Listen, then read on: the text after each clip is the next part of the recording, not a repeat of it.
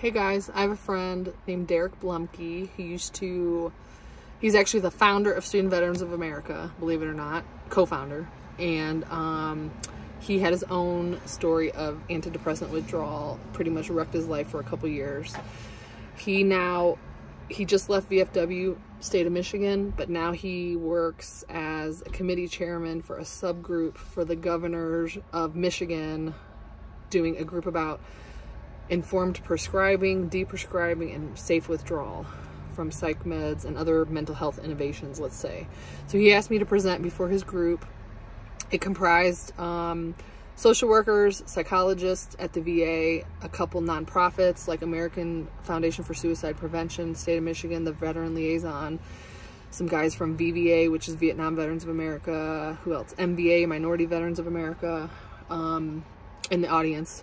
And he said, don't prepare. I just want you to be yourself. I just want you to share your story, share a little bit about your work, share what you see, just to inform this group. They're already open-minded. You're not going to say anything that scares them. So just be yourself. And I was like, cool. I don't have to prepare nothing. Awesome. So I made a couple notes. I didn't even look at my notes. I just did my spiel. And then we got a little pushback, as I didn't expect that with this group, but I did. So at the end of the video, you'll see my commentary after. So watch to the end, or if you get bored, fast forward to the end, you can watch the end, but I'd rather you watch the whole thing. But anyway, thanks for watching. Please subscribe if you can. It just helps my channel grow so other people see it, and it'll like mix the algorithm. So anytime somebody searches for antidepressants or benzos, it'll move it to the top. So please just like it, subscribe, and enjoy my talk and my commentary after. All right, well, thank you for having me. Thank you, everybody, for all your work. I am honored to even be in your presence for all the work you do for vets in Michigan. It's awesome. So I think what I'm going to do is I'm going to share a little bit about my story, how I came to do this work, and the work I do now. And then we can do Q&A, whatever you want to talk about, open it up. I'm positive, because I've done this presentation so many times, that you might hear something that makes you uncomfortable or goes against something that you may believe to be true. It's cool. It's fine. Like, save it and we can talk about it in full detail. I just ask you to listen with an open mind and save anything, because it's important that we talk about these things. All right. So like Derek said, I served 7 years in the U.S. Army. I was a communications antenna person. I was in right after the invasion. I came in May of '03, so I was in the very first wave. Within 6 months, I was medically evacuated for a non-combat illness. I basically dropped down to 40 pounds. You could see all my bones. I thought I was going to die. I had some kind of colon infection from either the environmental standard. I don't know. I still don't know to this day, but I was given lots of, who knows? There's burn pits going on, vaccines, anti-malarial drugs, all of it. Okay. So my trauma stemmed from convoys in and around Baghdad 3 to 4 times a week, and my non-combat illness. The day after I was medevac to Landstuhl, my convoy got hit. So I got to see all my soldiers come back on gurneys, wounded. For a while, I beat myself up that I wasn't there to help them, but I couldn't. I was sick myself. And within a year, I was medically retired from the Army with full benefits, post-traumatic stress disorder, basically complex, because it was trauma from every direction. And then the next 13 years I spent as a mental health patient. I was 100% individual unemployability, disabled through the VA, on Social Security disability. And what I mean by that is basically my life revolved around VA appointments, retreats, equine therapy, trying to help myself. I sought out care like you wouldn't believe. I was a dog for healing. I was like, help me. Just anybody tell me what to do. I want to feel better. I will do anything you tell me to do. I always took my medications as prescribed. I was completely treatment, in compliance with my treatment. I had several suicide attempts, several hospitalizations. I think I've been in the hospital 7 times under VA care. I finally, in 2006, is when things started to change. I was on 18 drugs at the same time. So that's a polypharmacy situation where here's a drug for that. Now you have this. Every symptom that I came with, if I said I have more anxiety, it was, here's another anxiety pill. If I said I couldn't sleep, here's a sleeping pill. Now I have headaches. Now I have this. We call that prescription cascade, where one drug leads to the next, leads to the next, leads to the next. And usually when a doctor sees a case like that, they don't touch it because they don't want to mess up with what another doctor did. So nobody really saw a problem with that. And I was so incapacitated with that amount of drugs that I didn't even know that that was something that should be like that's not safe.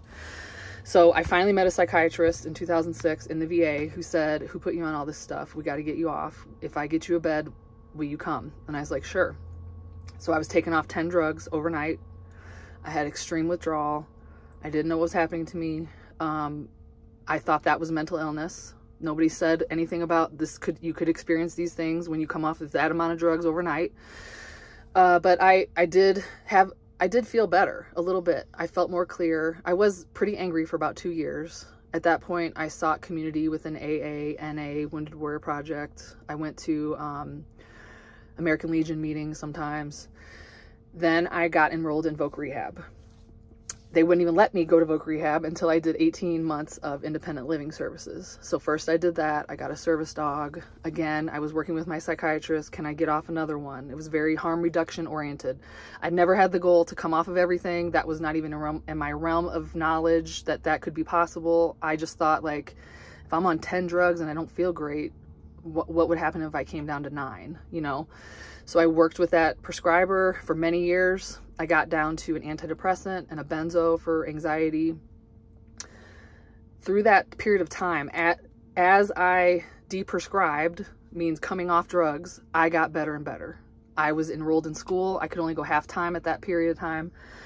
But as the drugs became less, my healthcare utilization went down, my suicide ideation went down, my appointments at VA went down, my functionality went up. So I knew as I come down these drugs, I'm feeling better. Something is happening, you know? Then, wouldn't you know, the very last drug almost killed me. And I didn't know this was a thing. Like you heard him say, I have a bachelor's of science from one of the top medical schools, the top social work program. Nobody ever said antidepressant withdrawal was a thing. I've been to every retreat, every social worker, every therapist, everywhere, AA meeting, everything you can think of. In, even the nonprofit space, I've been to all the retreats and trips and everything. Nobody ever said the drugs that you're on could be keeping you from being well. It was always, if you have a symptom, go get help, go to the doctor, get meds. That was the narrative that I bought and believed. So then that takes me to the very last drug. That was 2016. I was tapering under medical supervision by a doctor, and basically he told me to cut like 0.25 milligrams off of my 1 milligram pill. Again, a very low dose, taken as prescribed, not addicted, nothing like that. And as I did that slowly, within a year and a half, basically my body did not like that. It was too harsh and too fast. My doctor did not recognize that as tolerance and withdrawal. He diagnosed me with agitated depression. He tried to prescribe more drugs. I refused. I did not know what was happening to me. I sent a crisis call. I'm a national speaker with Wounded Warrior Project. I called the headquarters and said, something is happening. I don't know what's happening. Can you get me in somewhere? I don't know what's going on with me. Basically, it was complete nervous system dysregulation. I could not control myself. I had intrusive thoughts, severe pain, couldn't sleep. I would lay in bed at night and just have these electric sensations that my whole body would jerk. I thought I was having seizures. My heart rate would race. I had agoraphobia suddenly overnight as a senior in college, as a statistics tutor. I can't leave my house to go to statistics class to tutor my fellow students. My whole world fell apart within about 3 or 4 months. I admitted myself into the psych ward for the 7th time. I was like, I think I'm going to hurt myself. I need help. Not one doctor there recognized tolerance or withdrawal. They cold turkeyed me off the benzo. And on day 6, when I was discharged, all hell broke loose. Like, I entered a state that I didn't even know existed. And it was very clear to me, I have no reason to want to kill myself. I am in college. I'm a statistics student. I have a 3.78 GPA. I was just admitted into Phi Beta Kappa, and now 3 months later I want to kill myself? Like, it doesn't even make sense. I knew that didn't make sense. I did not know it was the drug. I didn't quite understand what was happening. So, to make a long story short, I suffered severe, severe withdrawal. Like, I can't even put it in words, for 3 years. It was minute to minute. It was me fighting for my life. Everything in my body like did not work. I couldn't walk to the shower. I couldn't look at faces. I couldn't answer my emails. I couldn't even look at, like I couldn't even engage with another person to even tell them what was wrong with me. All the while, I tried to understand what happened, and I started researching as much as I could with a little bit of brain power I had, and as much as I could gather. One of the books that I read was Bob Whitaker's book, Anatomy of an Epidemic, and I had this realization, oh my God, I don't think I was ever truly mentally ill. I just had trauma, and I had a response to trauma, and that was treated with drugs. And that is not what I needed. And now I have an injury, and my brain is completely disabled, and I don't know how I'm going to get back from this, but I have to fight for my life. I don't even know what's going to happen. I printed out tons of research because I had access to my medical library at WashU about benzodiazepine withdrawal, tolerance, everything. I printed it out. I would bring it to my doctor. He refused to read it. He said, no, we think you have a brain injury from Iraq, or you were exposed to a nerve agent and that's what it is, or you have MS. It was never the drug. It was always me or something else. And I fought and fought and fought. And finally, after 14 months off all the drugs, I still had severe symptoms. I just said, I can't do this anymore. Like, he doesn't believe me. None of my providers believed me. I got many misdiagnoses. So I just decided I need to go home and just recover quietly on my own way and my own terms. I did brain injury rehab through WashU with physical therapists. I did neuroplasticity exercises, tons of like guided meditation and just deep breathing and stay quiet and don't move and pray that your body's going to recover. I don't even know what's going to happen. It was extremely difficult. At the same time, a film crew found me. They were doing a film about the overuse of medication for normal human problems like inattention, sleep problems, bad marriage, trauma. Why are we medicating all these things? They followed me for 3 years. They watched my healing process. Honest to God, it kept me going because I really thought I'm not going to make it. But I thought I can't hurt myself because it can't be in a movie that says like Angela was a great person and then she died by suicide. Like, I was like, that's not going to happen. So I fought to make it. The film was released in July 2019, right as I graduated college with a master's degree, 4.0 GPA. I used school as brain injury rehab, honest to God. My lease was also up, so I got on the road in an RV, as you can see, and I've been on the road 3.5 years by myself, traveling across the country, showing the film. We've done 180 film screenings all over the world. We've done 50 interviews of researchers, experts, and academics in this area of deprescribing, or people with lived experience. I've done about 40 podcasts, NPR, NBC interviews, things like that. Tons of in-person stuff. I've visited survivors in person. And then about a year ago, I decided, I think I'm kind of done with the film world. I want to do this individually. So I quit doing film screenings, and then I went into full-time coaching of people that are coming off drugs. So to give you some scope, I see about 40 people a week, which is actually more than therapists see. I see people in severe suffering from adverse effects, drug withdrawal, tolerance, many polypharmacy cases where they're on 4 or 5 drugs. I have many veterans on my caseload. One is going to be on Friday on my Facebook channel. They've lost their jobs. They've lost their livelihood. They've lost the ability to leave their house. They have lost their spouses, their support network, any understanding in their communities. It's like total life destruction. However, I want to leave you on hope. These people do recover. It takes several years, in the most part. They lose all confidence in the medical system. Their doctors do not believe them. Their psychiatrists don't believe, psychologists, social workers, they've never heard of this. So then they get disillusioned with the medical system. Also, when their suicidal thoughts emerge, because that's inevitably part of this somehow, either from the misery of the symptoms or as a symptom, they know not to talk about that with people because they know they will lose their rights, and they know they will be put back in the hospital and put back on meds, and that is not what they want. So basically, I'm a part of a large community. I can show you 100,000 patients online right now tapering, either with or without medical guidance, because they have no choice. It spans all races, ages, veteran or non-veteran status. It's all over the world. It's a huge problem. I see people in like 20 different countries. So that's kind of what I want to end with. But I do want to say, it's in a way, looking back on all of this, it's almost like, if we had different ways of approaching mental health in the first place, this would never have happened. So if we would have learned guided meditation, if we would have unconditional support and love from our families, if we would have community understanding, if we didn't pathologize trauma the way that we do to say that, oh, that's a mental illness, you need medications for that, you need to stay compliant to your health care. If we understood it more of like a psycho-social, spiritual phenomenon, because we went to war and we tried these hard things, of course you're going to come back different. If you don't come back different, that would be the pathology. So I think we do a very great disservice. I feel like the whole system needs to change. You can't keep telling veterans that they're mentally ill and that they get paid for that, and then there's no understanding or room for deprescribing to help them feel better. It's just unacceptable to me. The VA, this is my last part. The VA does have an opportunity here, I think. Nationwide, there needs to be deprescribing research. The VA is the only arm in the entire country that has a complete research and development arm, and they get funded and they can do that research. There is research in the benzo area. It's not very good because I followed all their citations back and they didn't really, they kind of followed opiate guidance. It needs to be slower than opiates. But that's kind of state of the state right now. It's widespread, it's everywhere. There's a certain flavor to it, like you kind of will notice it. It's kind of hard to pin down, but I just interviewed a psychiatrist that used to work at FDA, and he wrote the black box warnings and all the adverse effects, and he's like, yeah, Angie, doctors are not trained to, like, when a person is on 5 meds and they're not doing well, it's not mental illness, it could be the meds, and we're looking at this completely wrong. So that's what I will leave you with. Thank you for letting me share. I look forward to what you have to say.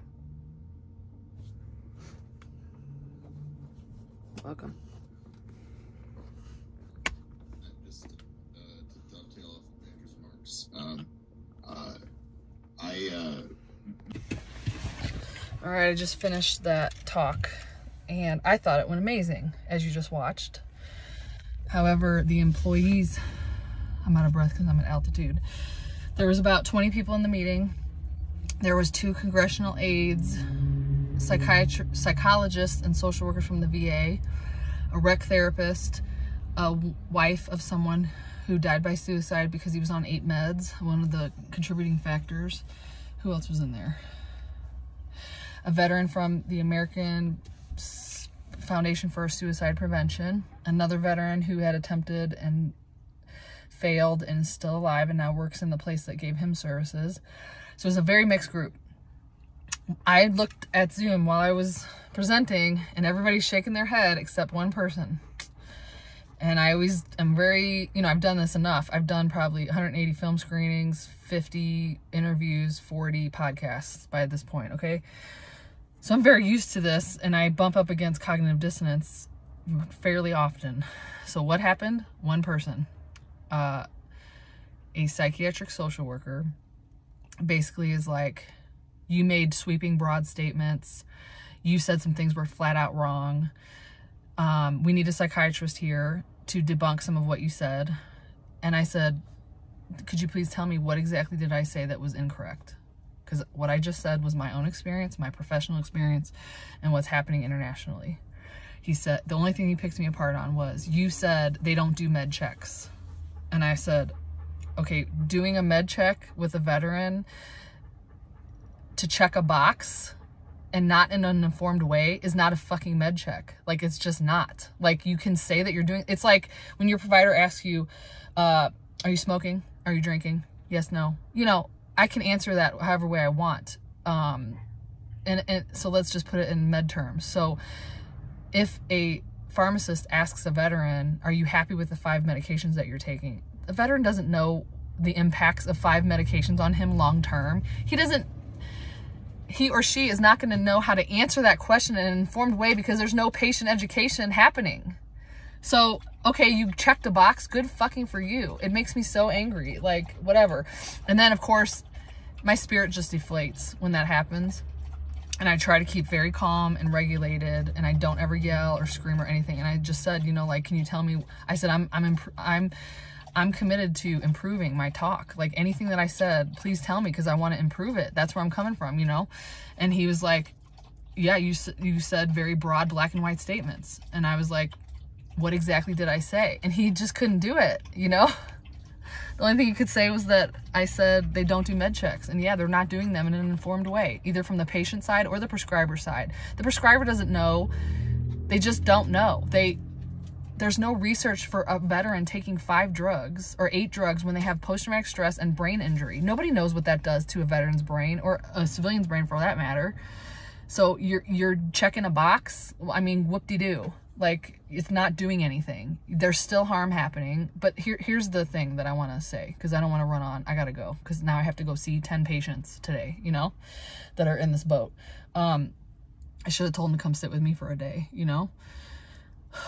Okay, now what was my point? My point is, when you do this work, you will bump up against cognitive dissonance. That's exactly what happened. In whatever way, and I said this to him, something that I said disturbed you, and I want to talk about that.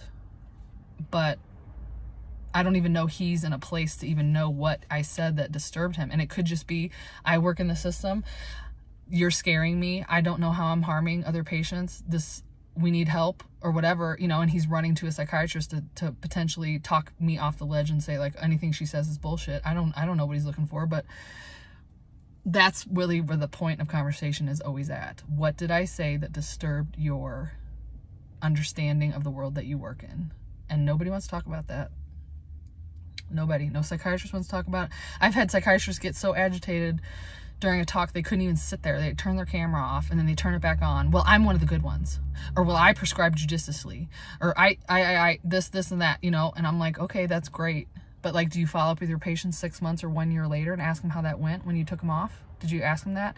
Are you guys doing long-term outcomes? Because all I know is the people that I see in the coaching side, they don't go to their provider. If they do, it's just to get the damn drug to get off of it. And if they even mention it, the doctor's like, no, that doesn't happen. That drug's already left your body. There's no such thing as withdrawal. So then they keep claiming that they don't see this problem. And it's like, you don't want to see it. And you don't ask the right questions to see it anyway.